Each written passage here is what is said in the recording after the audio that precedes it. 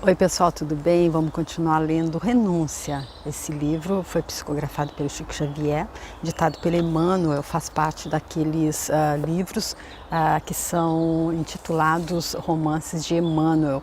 Eu já fiz 3 outros no canal, que foi os 50 anos depois, a 2000 anos e Paulo Estevam, dessa série.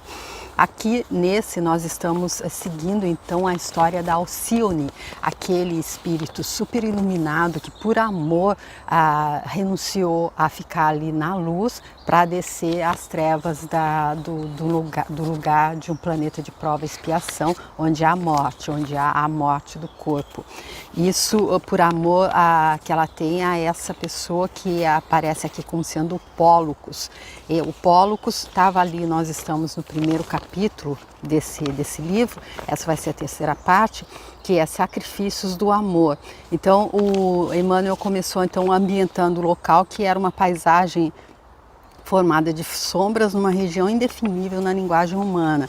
Nós vimos ali então um grupo de espíritos que estavam para se reencarnar, eles estavam ali conversando sobre a oportunidade que eles tiveram nas reencarnações anteriores e nas encarnações anteriores, e eles não aproveitaram.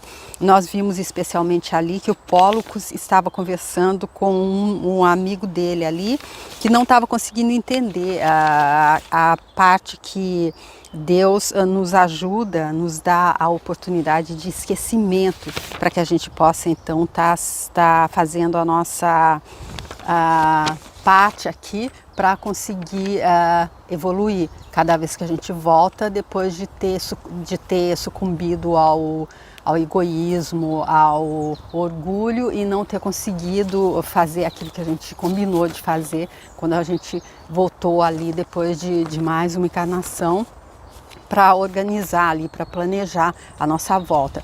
Esses espíritos aqui então estavam ali conversando, aí eles terminaram a conversa, nós vimos no vídeo anterior, e aí o Pólocos ficou ali sozinho, triste, e ele fez uma oração pedindo para que ele pudesse rever a Alcione, e ela já estava ali do lado dele. Ela chegou quando o grupo ainda estava reunido e eles sentiram um bálsamo, eles sentiram o local não tão pesado mais, mas eles não conseguiram vê-la por causa da luz dela. Aí ela conseguiu, com muito esforço, apagar, minimizar aquela luz, e o Pólocos conseguiu enxergá-la. Aí ele beijou as mãos dela, ele agradeceu a Jesus Cristo, mas ele se colocou numa posição um pouco de vítima, que ele estava sofrendo muito, ele não tinha conseguido fazer o que ele devia fazer para chegar onde ela estava, para que os dois pudessem viver juntos, para que ele pudesse viver o amor de Jesus Cristo. E aí ela disse a ela, não se sinta sozinho nunca, eu estou sempre com você e Jesus Cristo nos ama, em outras palavras. Enfim, ele disse que ele sentiu que estava chegando o momento dele se reencarnar, e aí ele disse que ele gostaria muito, seria mais fácil para ele, nessas provas que ele tinha pedido para vir novamente como um sacerdote. Então ele ele disse que seria mais fácil se ele pudesse tê-la, se ele pudesse pelo menos vê-la ali durante o período que ele ficaria encarnado dessa vez.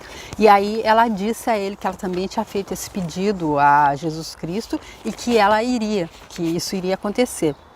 Aí ele ficou muito feliz e aí ele disse a ela: "Sim, Alcione, tu és o meu anjo bom", murmurou ele entre lágrimas. "Ensina-me a percorrer as estradas depuradoras.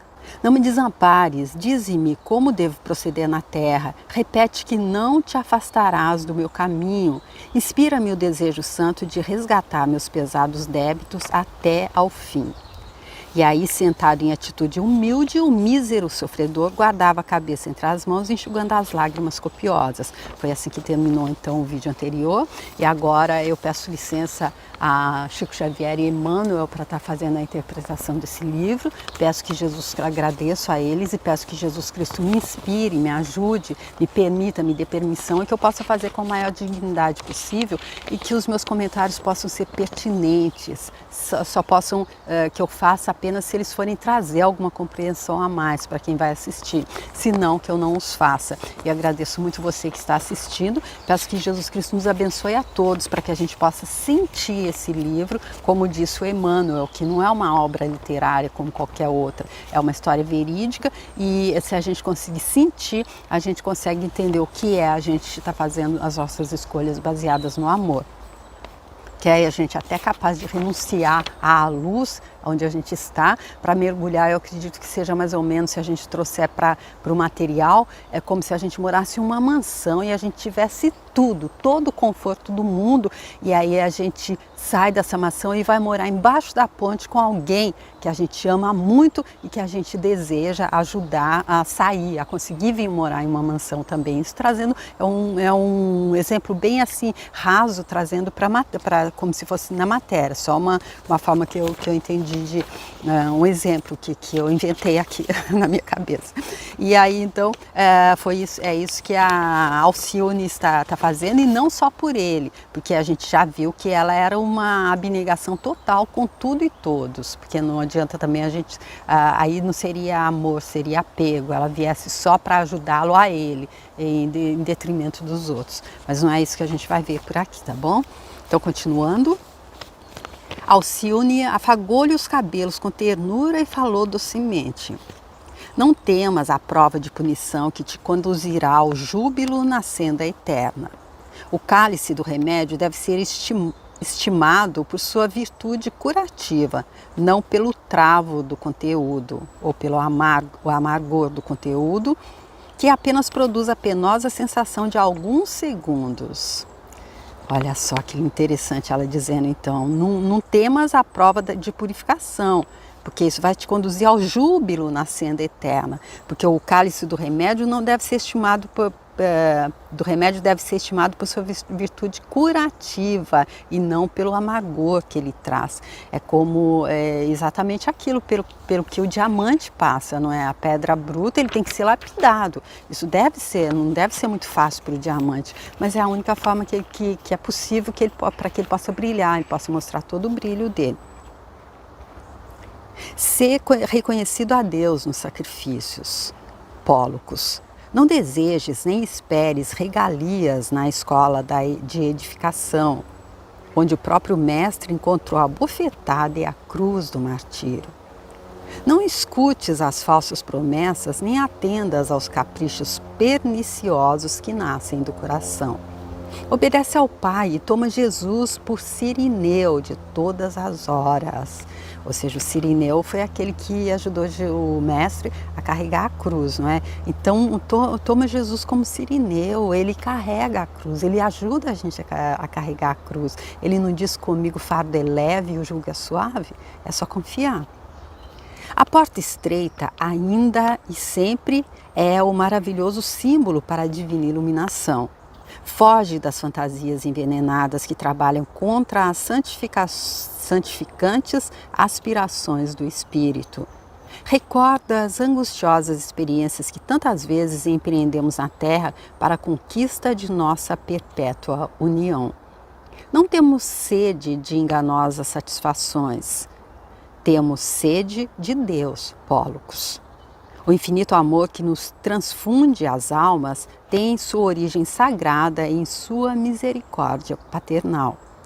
Quero-te eternamente, como sei que a união comigo é a tua sublime aspiração. Entretanto, seria justo encerrar nosso júbilo num círculo egoístico, tão somente? Amamo-nos para sempre, a eternidade nos santifica os destinos, mas o Pai está acima de nós. Entreguemo-nos ao amor dele no santo trabalho de suas obras. Em suas mãos augustas, meu querido, palpita a luz que enche os abismos. Haverá maior glória que praticar-lhe a divina vontade, que se traduz em amor, dedicação e alegria? Nos caminhos novos a percorrer, lembra o Pai amado e atende-o em todas as circunstâncias.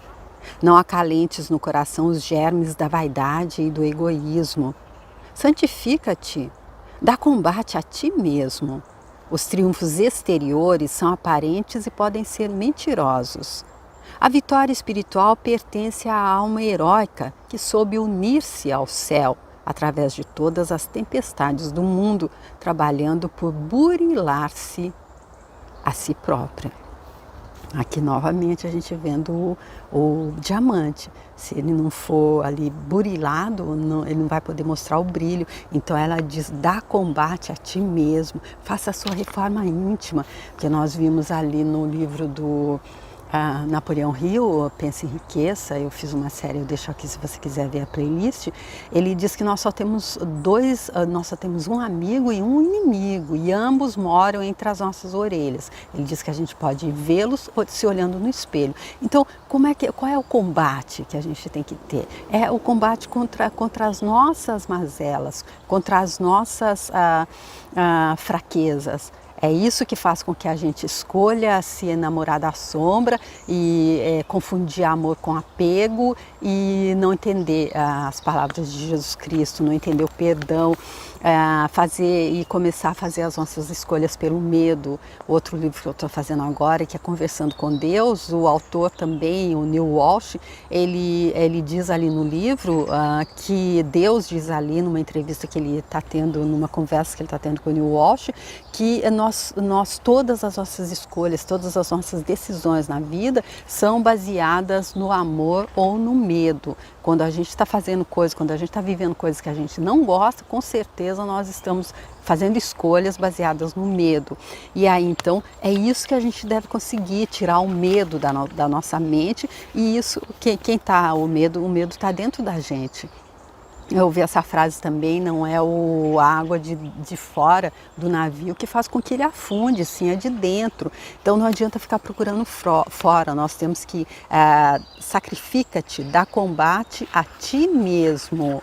E o sacrifício não é aquele sacrifício de um Deus ciumento e vingativo que esteja impondo a gente porque ele não ficou satisfeito com alguma coisa que a gente fez. O sacrifício somos nós colhendo aquilo que a gente plantou, somos nós tomando aquela taça de fel que a gente serviu, mas sabendo que a gente só está podendo fazer isso para que a gente possa brilhar e porque a gente está tendo uma oportunidade. A gente deve fazer louvando e agradecendo, como Paulo de Tarso fez no livro Paulo e Estevão. Eu fiz também a playlist, eu deixo aqui se quiser ver. Pólucos chorava compungidamente, mas rogou com expressão comovedora. Compreendo-te as palavras sábias e afetuosas. Farei tudo por unir-me a Deus e a ti eternamente. Pede por mim a Jesus para que eu tenha reflexão e bondade no mundo. No entanto, como se experimentasse um choque inesperado, levou as mãos ao peito, calou-se por momentos para depois retomar a palavra espantado e hesitante. Alcione, querida, não sei se a emoção desta hora divina abalou minhas energias mais profundas. Contudo, sinto que algo me envolve à fronte. Uma força incoercível parece ameaçar o cérebro vacilante. Experimento penosas sensações, como quando perdemos as forças devagarinho antes de cair. E após outra pausa ligeira, voltava a exclamar, revelando amarga estranheza. Chamam por mim, ouço vozes que me chegam de longe. Que vem a ser isto? E aqui a gente entende que ele, na condição que ele estava ali ainda de um espírito devedor, como palavras aqui do próprio livro antes, eles estavam ali naquele local e eles estavam sendo preparados realmente era o momento ali da fecundação, o momento que eles iriam estar voltando para a carne. E aí a gente entende que quando é um espírito mais esclarecido, ele sabe, ele participa da preparação e ele sabe exatamente o momento, ele sabe, acredito eu, o momento, ele sabe para onde ele vai, e aqui ele está sendo surpreendido, porque me parece aqui que é o sono que o espírito entra antes de se reencarnar. Eu acredito isso porque seria por isso que a Alcione estaria ali do lado dele, não é? Que ela já começou a ajudá-lo até nesse momento. O rosto se lhe cobrira de intenso livor, de profunda palidez. E, deixando perceber que escutava interpelações de um mundo diferente, interrogou entre atemorizado e surpreendido. Como interpretar estes apelos? É este o triste momento? Ah, não pode ser. Olha, gente, olha o que ele diz. É este o triste momento?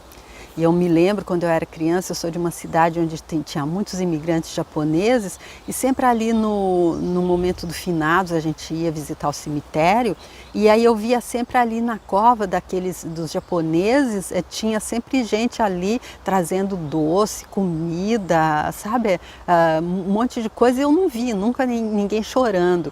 E depois eu ouvi também dizer que na cultura, talvez não agora, mas bem no passado, os japoneses estavam entre os povos que choravam na hora do nascimento e festejavam na hora da morte. E a gente vê aqui, olha, ele está para renascer. Ele vai começar ali a caminhada dele, talvez os 9 meses no ventre materno, e depois ele renasce novamente aqui nessa escola, hospital prisão, e aí, olha, ele como já veio e ali ele está sabendo, ele ainda não tomou chá de esquecimento, aí o que ele diz, olha, como interpretar estes apelos? É este o triste momento? Mas nesse instante a jovem sentou-se ao lado dele carinhosa, tomou-lhe a fronte cansada no regaço generoso e afagando-lhe os cabelos com extrema ternura, esclareceu. Acalma-te, chamam-te da terra, vais adormecer para despertar na experiência nova, nos círculos da vida humana. Partirás dos meus braços para o seio da afetuosa mãezinha que Jesus te destinou. Então ela estava sabendo, ela sabia que seria esse momento, por isso que foi esse momento que ela veio ter com ele, porque que ela já pediu para estar com ele até antes mesmo que ele já aparecesse novamente na forma humana, para ajudá-lo, porque ela sabia que ia ser um momento difícil, desde aí já ia ser difícil para ele. Pólocos experimentava estranhas sensações, caracterizadas por súbito abatimento, mas sentindo-se conchegado ao amoroso regaço de Alcione, tinha a impressão de ser a mais venturosa das criaturas. Impressões dominadoras de sono senhoreavam-no e, no entanto, lutava desesperadamente contra elas, tentando dilatar a aventura daqueles momentos sublimes, obtemperando carinhosamente. Não desejaria outra mãe senão tu mesma. Reúnes para mim todos os sagrados requisitos de mãe, de irmã, de companheira e a noiva bem-amada. E eu acredito que ela seja a continuação da Célia, do livro 50 anos depois. E aí a gente via ele como Ciro e ela já fez, ele renasceu, ela o amou, depois ele morreu ali mesmo no livro e ele renasceu como um enjeitadinho que ela pegou, como se fosse, ela achou que fosse irmão dela, mas ela foi mãe dele, já que ela teve que entrar no lugar da mãe dele, como se fosse ela que tivesse engravidado, para o pai dela não estar então cometendo alguma coisa contra a mãe dela.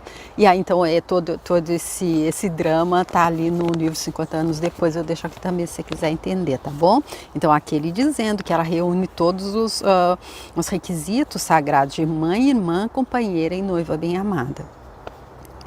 Ela, que também demonstrava grande emoção nos olhos rasos d'água, acrescentou com meiguice: sim, somos 2 corações numa só alma, sob os desígnios do Altíssimo. Pólocos agora evidenciava intraduzível angústia. Os olhos moviam-se inquietos, obedecendo às ansiosas expectativas de seu mundo interior. O peito arfava dolorosamente, como se o coração tentasse romper o tórax, causando-lhe indefinível angústia. Seu estado geral dava a impressão de um moribundo na terra, nas vascas da morte. Fixou os olhos inquietos na bem-amada, tal qual criança necessitada de carinho, e falou com dificuldade. Então olha aqui Emmanuel trazendo o estado geral dele nessa hora que está antecedendo os minutos ali derradeiros para que ele se reencarne, elas podem ser comparadas a um moribundo na terra no momento da morte. É tudo o que está em cima é como o que está embaixo, não é? É tudo ali a dualidade que a gente encontra aqui nessa realidade relativa, aquilo que a gente acha, o momento que a gente está ali chorando porque alguém está morrendo, a gente devia estar louvando, pelo menos a minha forma de entender, porque ele está se libertando, ele vai conseguir entender o que fez, vai conseguir programar, e se fez legal, vai ser melhor ainda quando precisar voltar, e às vezes nem precisa voltar, ou se não aqui nesse momento, mais uma vez ele volta para ver se ele consegue entender, para ver se a ficha cai para ele. Então são momentos que podem ser muito alegres, mas que acabam se a gente ainda está na situação deles sendo muito tristes. Alcione, não será este padecimento igual ao da morte que conhecemos no mundo? Sim, meu querido, tua angústia de agora é outra crise periódica. Reconheço, disse ele completando o raciocínio, e estou certo de que terei crises semelhantes na terra ou noutros planos até que me liberte da morte no pecado. Um dia encontrarei a ressurreição eterna, a harmonia sem fim, permanecerei a teu lado para sempre. A jovem aconchegou-o ao coração com mais ternura. E aqui tem uma observação também do Emmanuel, quando aqui ele, para a pergunta dele, que ele diz, não será este padecimento igual ao da morte que conhecemos no mundo? E aí o Emmanuel diz, os fenômenos da reencarnação, como aqueles que assinalam o desprendimento do espírito no mundo, abrangem as mais variadas formas e se verificam de acordo com as necessidades de cada um, é nota do Emmanuel, ou seja, para cada um é diferente, porque cada um é cada um é inteiro, cada um é uma parte divina e cada um tem a sua caminhada, então não há nada pré-escrito, acredito, para ninguém, somos nós que vamos escrevendo e é assim que a gente pode estar desenhando esse momento, tanto o momento da morte corporal para quando a gente volta, ou o momento que a gente vai se reencarnar, e isso depende apenas daquilo que a gente fez, como para ver, por exemplo, uma pessoa, eu ouvi dizer, ela contando que Chico Xavier, e eu já vi vários vídeos sobre isso, que no momento depois que ele morreu, que o próprio Mestre Jesus Cristo veio ter com ele, veio buscá-lo ali para o momento de descanso, para aquele tempo de descanso que ele precisava passar antes de recomeçar na tarefa, no trabalho. E aí esse vídeo diz quantas pessoas gostariam de morrer como Chico Xavier morreu, mas quem aceitaria viver como ele viveu? Então, a gente vai dar uma olhada ali na vida de Chico Xavier e ver se não foi de total abnegação e sacrifício por nós, um enviado de Jesus Cristo, e aí a gente entende que é cada um, e a mesma coisa, Paulo de Tarso também, no livro que eu já falei, Paulo e Estevão, Jesus Cristo veio buscá-lo também, mas a gente vê como é que ele viveu, como é que foi que ele entendeu, e aí esses momentos, então, eles são determinados de acordo com aquilo que a gente fez, de acordo com a nossa vida. A gente, esse momento de reencarnação, ele é glorioso ou não, e o momento da morte do corpo físico também, ele é glorioso ou não.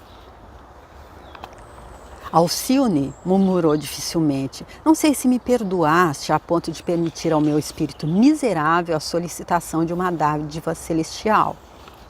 Ela adivinhou-lhe os pensamentos mais secretos e, todavia, com a delicadeza de quem não deseja parecer superior, retrucou carinhosamente. Diz, Hipólocos, que não farei por tua felicidade. E olha aqui a grandeza dela, ele diz, eu não sei se você me perdoou a ponto de me permitir fazer esse pedido. E aí ela, mostrando ali a grandeza dela, ela tanto perdoou e ela também não ficou ali daquele jeito toda, eu perdoo, mas eu vou te mostrar, mas você fez, eu realmente tive que te perdoar porque eu sou grande. Aí ela não, ela já sabia também o que ele ia fazer, que ele ia pedir, e aí para não parecer superior, ela simplesmente disse o que você quer, o que eu não farei pela tua felicidade. Desejava que me beijasses, ao menos uma só vez antes de partir. Lágrimas ardentes repontaram nos olhos da noiva espiritual, que, estreitando-o ternamente de encontro ao coração, como se atendesse à tenra criança, replicou-lhe cheia de brandura: antes disso, elevemos a Jesus nosso beijo de amor e reconhecimento. Roguemos ao coração magnânimo dele proteção e amparo ao nosso ideal divino. Então ela dizendo: tudo bem, eu vou te beijar, mas antes disso não vamos esquecer de quem está por trás, de quem está nos ajudando, de quem nos proporcionou essa bênção grandiosa da gente poder estar trabalhando ali pelo seu resgate, tá dando o nosso sacrifício novamente, para que daqui a pouco você possa estar aqui comigo também na luz. O interlocutor fixou no rosto angélico os grandes olhos atormentados e murmurou: acompanharei tuas preces. Alcione ergueu o olhar lúcido ao céu constelado que esplendia além das sombras que envolviam aquela região de amargura e orou fervorosamente: mestre amado. Depois da pausa natural, Pólocos repetiu comovedoramente: mestre amado. A jovem sentiu que o pranto quase lhe embargava a voz, mas seguida por ele continuou: com veneração e carinho, nós, meu Jesus, desejamos oscular vossos pés. Recebei no santuário de vossas glórias divinas a pobre lembrança dos servos humildes e necessitados. Nossas almas estão cheias de gratidão à vossa bondade. Permiti, meu Senhor, que possamos honrar vosso nome trabalhando na seara de perdão, de verdade e de amor com a vossa doutrina. Abençoai nossas lutas salvadoras, dai-nos a força para vos testemunhar eterna fidelidade. Amparai nossos espíritos até o dia em que nos possamos unir em vosso seio, na claridade sem fim da eternidade luminosa. Alcione interrompeu a oração que se assemelhava a um cântico divino fragmentado por doce staccato. Na paisagem desolada, fizera-se luz intensa que Pólocos não conseguia perceber.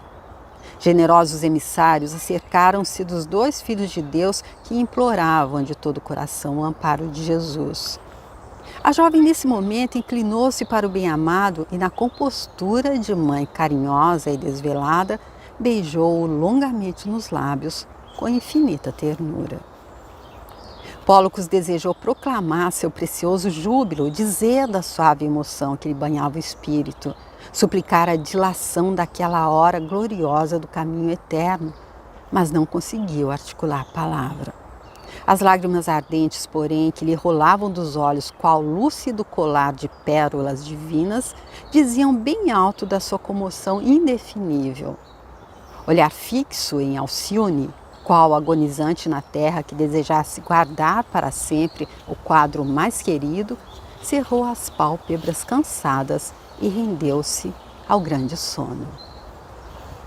Foi aí que os mensageiros do Cristo se aproximaram da comovida jovem que lhes entregou o bem-amado com profundo desvelo, falando-lhes brandamente: irmãos, não esqueçais de que vos confio um tesouro. Em seguida, tomou sua roupagem de luz e afastou-se da paisagem nevoenta, dando a impressão de uma estrela solitária que regressava ao paraíso. Pouco depois, eis-la que aporta em portentosa esfera, inconfundível em magnificência e grandeza, o espetáculo maravilhoso de suas perspectivas excedia a tudo que pudesse caracterizar a beleza no sentido humano. Então vamos ficar aqui quando a gente vê que o Pólocos se rendeu ali ao momento que aconteceria a reencarnação dele, nos braços da Célia, que concedeu a ele o último pedido, que foi um beijo, mas sem antes agradecer a Jesus Cristo, responsável por tudo que estava acontecendo com eles e que pode acontecer com eles. E agora, depois que ela entrega e diz aos mensageiros que ela estava entregando o tesouro ali para eles, aí então ela volta, ela retoma a vestimenta de luz e volta lá para onde ela veio, e vamos ver o que vai acontecer depois disso no próximo vídeo, tá bom? Eu espero que você continue comigo, que você esteja gostando desse novo livro, e que, se você estiver gostando e quiser compartilhar, curtir, comentar, se você conhecer alguém que vai gostar também de entender dessa forma, porque tem muitos livros que são trazem muita informação sobre esse lado espiritual da vida, porém eu acredito que esses de Chico Xavier são excelentes, porque eles trazem, não há que ter nenhuma dúvida, a menos que a gente não esteja preparado para entender. Mas se você conhece alguém que acredita em reencarnação, que já esteja preparado para entender e que não conhece esse livro e quiser passar para ele, tá bom? Se quiser ver os outros que eu citei aqui, muitos outros também lá no meu canal, dá uma entrada lá, e se você sentir à vontade, se for leve, pode se inscrever também, que eu agradeço muito, tá? Obrigada então, e até o próximo vídeo. Tchau!